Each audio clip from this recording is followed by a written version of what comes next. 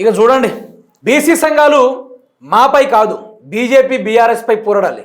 సిగ్గుశరం ఎందుకు లేదు పొన్నం ప్రభాకర్ గారు? మీకు కొంచెమైన నోటికి సిగ్గు, భగవంతుడు మీకు సిగ్గుశరం ప్రసాదించుంటే కొంచెం బాగుండు అని నాకు అనిపిస్తూ ఉంది. లేకుంటే మీ మాటలు నిన్న ప్రెస్ మీట్ చూస్తే ఈయన అధికార అహంకారం, అధికార మదం అవ్వబడింది. నాకు అంత బలుపు కూడా ఉండాల్సిన అవసరం కూడా లేదు ఈ ప్రభుత్వానికి. నేను ఏ ప్రభుత్వాన్ని ఉద్దేశించి నా వ్యక్తిగతంగా దూషించడం లేదు.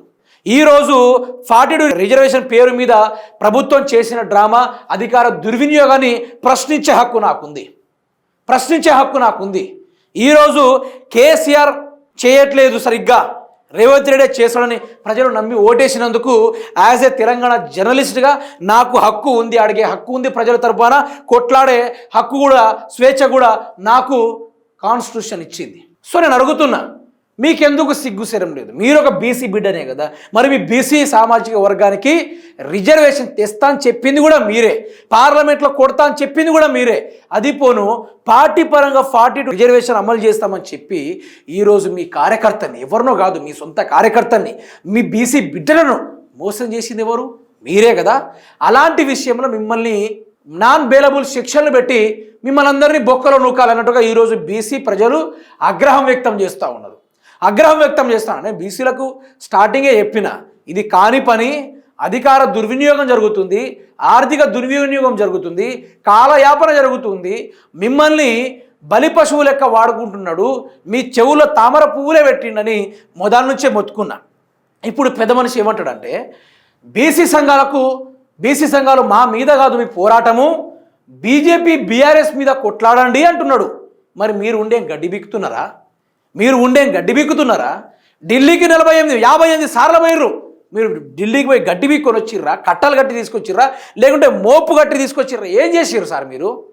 ఆ రెండు పార్టీలే బీసీ రిజర్వేషన్ బిల్లును ఆపుతున్నాయి. మంత్రి పొన్నం సిగ్గు శరం లేని మాటలు, దిగజారే మాటలు, పనికిరాని మాటలు, బజారు మాటలు. ఇట్లానే మళ్ళీ బీఆర్ఎస్ బీజేపీ మీద ఏడిస్తే ప్రజలు దేంతో పడితే దాంతో కొట్టడానికి సిద్ధంగా ఉంటారు. ఎందుకంటే ఈ విధంగా చేస్తూ ఉన్నారు? మీరు ఒక మంత్రి హోదాలో ఉండి మీ ప్రభుత్వ వైఫల్యాల గురించి మాట్లాడుకోవాలి తప్ప ప్రతిపక్షాల గురించి మీకెందుకు? బీజేపీ బీఆర్ఎస్ తోటి వాళ్ళేం చేస్తున్నారు? ఎవడొద్దన్నాడు? మీ పార్టీ పరంగా మీరు ఇస్తాను రఫా, సరే కేంద్రం నుంచి ఆ బిల్లు ఆమోదం కాలేదు, అది పక్కన పెట్టేస్తే మరి 42 రిజర్వేషను పార్టీ తరపున ఇస్తాన్నారు, రాష్ట్రంలో ఇచ్చి సావాలి. మరి ఎందుకు ఇవ్వలేదు? రాష్ట్రంలో మీ పార్టీ తరపున 40 రిజర్వేషన్ ఎందుకు ఇవ్వలేదు? మీ కాంగ్రెస్ కార్యకర్తలు మీరు మోసం చేస్తే కరెక్ట్ పద్ధతి ఇది పద్ధతి అని అడుగుతున్నా. తెలంగాణ సమాజం జర మేలుకోవాలి. ఈ ప్రభుత్వం చేస్తున్న అవినీతి పైన ఉక్కుపాదం మోపాలి. 42 రిజర్వేషన్ల బిల్లును తొక్కిపెట్టింది కేంద్రమే. హిందువుల కోసమైన బండి సంజయ్ బిల్లు పాస్ చేయించారు. సామాజిక న్యాయంలో కాంగ్రెసే ఛాంపియన్. బీసీ రిజర్వేషన్ల కోసం అన్ని చర్యలు తీసుకున్నామని వెల్లడి. మామూలు చర్య తీసుకున్నారా? రక్తయాగం, పేగుల యాగం, నేత్రదానాలు, అవయవ దానాలన్నీ చేసేసి మీరు బీసీల కోసం ఎంతో కష్టపడ్డారు. మీ కష్టం ఏమంటారు, అసురులకు కూడా రావద్దు మీ కష్టం. అసురులకు, భూతాలకు, ప్రేతాత్మలకు, వాళ్ళకు కూడా రావద్దు మీ కష్టం. ఆ కష్టాల్లో మీరున్నారు.